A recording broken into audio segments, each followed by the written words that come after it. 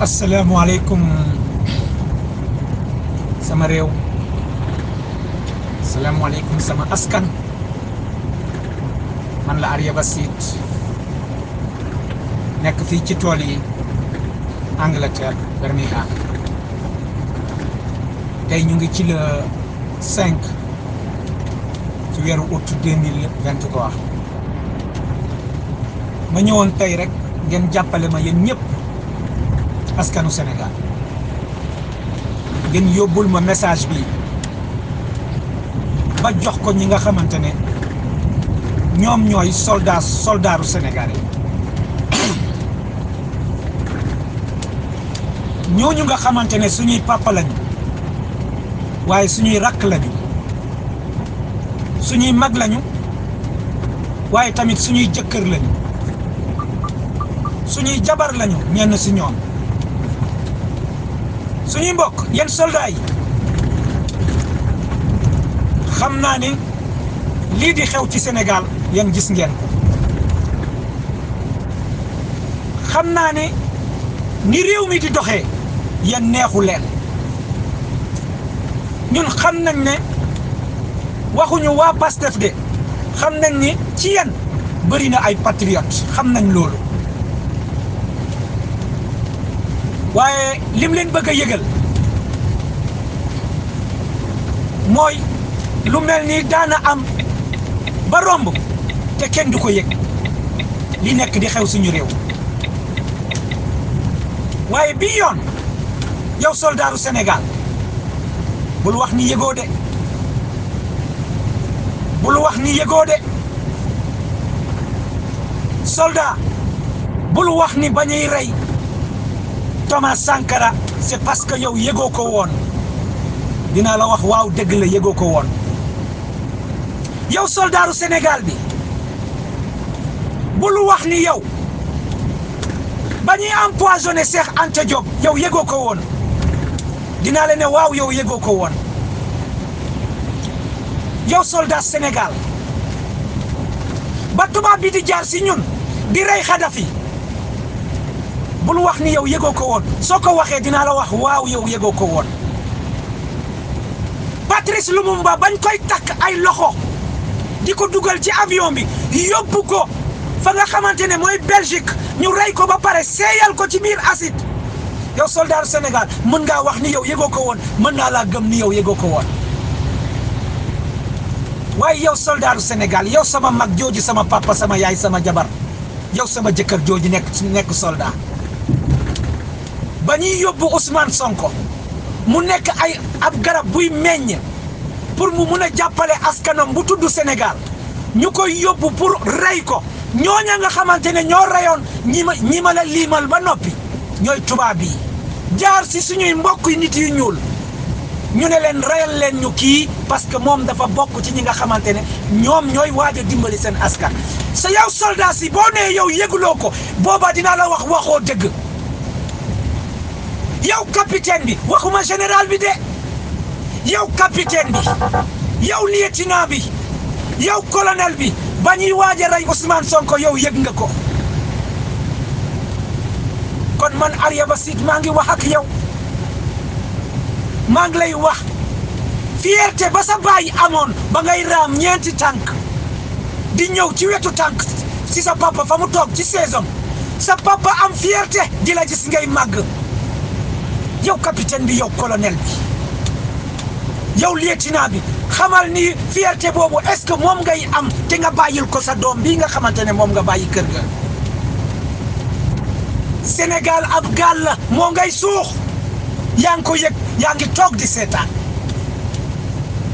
xam naa réponse bi may wax mooy Sénégal musta am coup d'état lii musu fee am duñ ko mës a def waaye tamit yow capitaine bi yow colonel bi yow lieutenant bi li xew suñu réew musta am président bu mel nii ci suñu biir réew musta am lépp loo gis lu xew am na lu ko provoqué lépp loo mus a gis lu am muy doog a am na lu ko provoqué te li provoqué réew Mali ba coup d'état am moo nekk di provoquer Sénégal ñàkk respecté ay institution di rey nit ñi bu guddi ak bëccëg di tëj nit ñi guddi ak bëccëg Sénégal soppaleku ne nekk déet réew tiitange capitaine bi bul wax démb ni yow yëgoo ko de yow colonel bi yow lieutenant bi xam nga ni man li ma lay wax xam nga ni dëgg la yaa ngi ci sa biir bureau di sëgg di déglu sama audio di dox ci entre table yi sëngeem wala yaa ngi sëgg waaye xam nga ni xel li ma la wax dëgg la ndax dañoo rey Fulbert Sambou ak Didier Badji pour tiital la ndax da ngay bàyyi Sénégal suux capitaine lieutenant seen doom yi jigéen yi ngeen bàyyi yéen a ngi waaj a bàyyi seen ginnaaw ay xale yoo xamante ne ci cagatu la ñuy dëkk parce que du ñu am lu ñu lekk sa doom bu jigéen bii nga bàyyi kër ga yaa ngi préparé ab caga sa biir kër nga dee bàyyi ko ak boobu yow yaa ko moom yow capitaine lieutenant yow colonel sa doom bu góor boobu nga bàyyi kër ga yaa ngi ko fa bàyyi ko am fayda koo xamante ne ndox mi lay mujjee jël ñu rey ko wala mu dem ci tubaab yi ñu koy tufli wala mu dem ci naar yi ñu jaayi ko ay waay sauver leen Sénégal la jeunesse sénégalaise wane na lu mu man te yéen a ko waxoon ni bu ñu taxawee xeex ak Macky Sall du ñeme rey kenn ñu xeex ak moom Macky Sall rey ay nit ngeen waxaat ni bii yoon en 2021 bii yoon xeex leen bu Macky Sall reyee ay nit ji ngeen ñëw jël si Macky Sall Macky Sall rey lu ko raw le double 14 la reyoon bii yoon mu rey 30 le double yéen a ngi toog di seetaan la jeunesse sénégalaise def na liggéeyam yéen armée sénégalaise la diaspora sénégalaise def na liggéeyam yéen armée sénégalaise yéen a si des te yëg ngeen ni li ma leen di wax dëgg nga yow mi nekk sa bureau yëg nga ni li ma la wax dëgg la yéen la ñuy déglu réew maa ngi suux def leen seen liggéey bu leen def li nga xamante ne mooy le contraire liñ leen gisee ci bis yi nga xamante ne dafa ñaaw te salte te dafa yàq seen honneur mooy ab armée bu war a xeex ab nguur bu bon mu dem bàyyi loola di dem di tirer ci population loolu gàcce la bu leen ko def xëy na quelques soldats ñoo ko def waaye yéen bu leen ci duggati di leen gërëm di leen sant di yëg ni sama message bi dina egg ci yéen te gëm naa ni ginnaaw ba jeunesse su sénégalais defee liggéeyam wallahi yéen di ngeen def seen liggéey gëm naa loolu maa ngi leen di jéggalu su ma meroon wax leen lu leen bon maa ngi leen di jéggalu. Bonjour armée sénégalaise, bonjour mon peuple le Sénégal, c'est moi Aria Bassit depuis l'Angleterre. Aujourd'hui on est le 8e mois 2023. Je reviens sur ce petit message aujourd'hui pour parler de mon armée, l'armée sénégalaise. Je sais que ce qui se passe dans notre pays, à l'armée sénégalaise, vous le savez. Vous savez tous en tant que soldats, ce qui est en train de passer dans notre pays n'est pas normal. Mais aussi vous savez que ce qui se passe dans notre pays, ceux qui ont le devoir de le faire, c'est la jeunesse sénégalaise et il est en train de le faire. Armée sénégalaise, capitaine, lieutenant, colonel, vous savez que ce qui est en train de se passer dans notre pays, ceux qui sont responsables de régler ce problème, c'est la diaspora sénégalaise qui sont en train de le faire. Mais le dernier mot de l'armée sénégalaise, le dernier mot de l'armée sénégalaise, le dernier mot vous revient. Vous savez très bien, vous, l'armée sénégalaise, ce qui est en train de se passer au Sénégal. Celui qui doit régler ce problème, c'est vous. Vous, les garants de la Constitution, du moment où le président a bafoué tout ce qui est Constitution de notre pays. Demain, ne dites pas que vous ne le savez pas. Ne dites pas demain vos enfants que vous ne savez pas que ce sont les Occidentaux. En se cachant derrière les pantins de la France, les Noirs africains, les Européens ont envoyé ces Noirs européens pour tuer Kadhafi. Ces mêmes Européens occidentaux, ils se sont cachés derrière ces pantins africains pour tuer Patrice Lumumba. Si vous dites ça, on vous dira oui, c'est vrai, vous ne savez pas, on acceptera que vous ne savez pas que c'est comme ça que ça s'est passé. Armée sénégalaise, Vous pouvez nous dire que vous ne savez pas que ce sont les Occidentaux qui se sont cachés derrière les panthères africains pour que ces panthères font le travail pour tuer Thomas Sankara. Si vous dites que vous ne le savez pas, on vous dira oui, c'est vrai, vous ne le savez pas. On acceptera. Mais oui, l'armée sénégalaise, ce que nous n'accepterons pas, c'est que vous, l'armée sénégalaise, vous dites demain, votre peuple le Sénégal, vos mamans, vos enfants, demain vous les dites, vos petites filles, vous les regardez œil dans l'œil pour leur dire que quand les Occidentaux ont envoyé les pantins pour tuer le leader qui était en train de germer au Sénégal, du nom de Ousmane Sonko, vous ne pouvez pas dire que vous ne le savez pas. Vous ne pouvez pas dire que vous ne le savez pas, parce que vous le savez, nous le savons, et nous vous l'avons dit. Ils sont en train de tuer Ousmane Sonko par le biais des Occidentaux.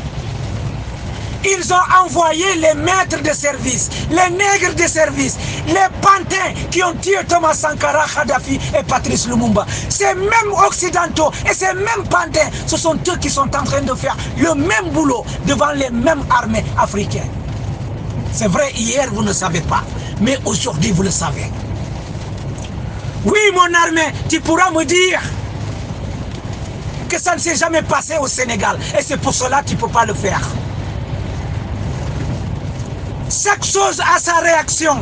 Action, réaction. Au Sénégal, on n'a jamais eu un président qui est si dur sur son peuple comme l'a fait Macky Sall aujourd'hui. Il tue, il emprisonne, il blesse, il frappe. On n'a jamais eu depuis 1960, depuis avant 1960 à l'époque de Galandou Diouf, de Blaise Diagne, de Lamine Gueye. On n'a jamais eu un président ni un gouverneur qui a fait ce que Macky Sall a fait.